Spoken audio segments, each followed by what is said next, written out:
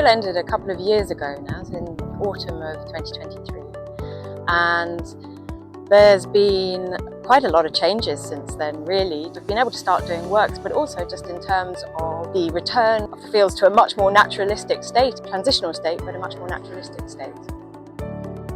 And whilst it may look like quite a sort of messy situation, you've got obviously a lot of dock, a lot of the fleabane. We found 91 species across the survey sites that we did, which is a really good result. And once you start actually looking underneath the bigger species, you find a lot of really nice flowering species. It'll be great for pollinators, great for the seed-eating birds. But also what we're beginning to see now is the establishment and development of scrubs. If you walk through the field, you'll begin to see small patches of bramble, some blackthorn, some oak saplings, sycamore saplings coming up through the weeds. And over time, the weeds will then give way to these more competitively dominant and permanent species. And we'll expect this sort of scrubby grassland mosaic to develop.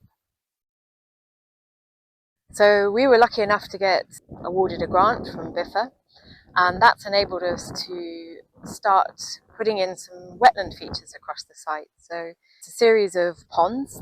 This is one of them. And this, amazingly enough, was only completed 3 or 4 weeks ago. You can see it's already got a great level of water in it. So we believe that it's groundwater fed and also spring fed.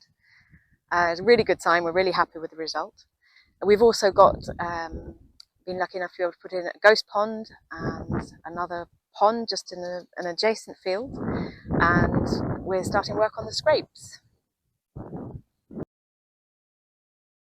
So the BIFA award has allowed us to put in extensive fencing around the site, particularly around the arable reversion. This will allow us to manage the development of scrub grassland mosaic through conservation grazing.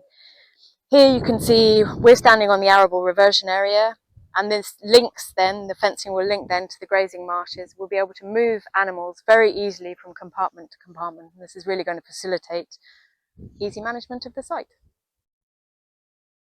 Yes, I'm really happy about the numbers of farmland bird species that we've got on the reserve at the moment. So particularly things like yellowhammer, skylark in really huge abundance, the woodlark, the numbers of linnet, reed bunting, all these are species in decline, so it's really, really nice to see them responding well to the reserve.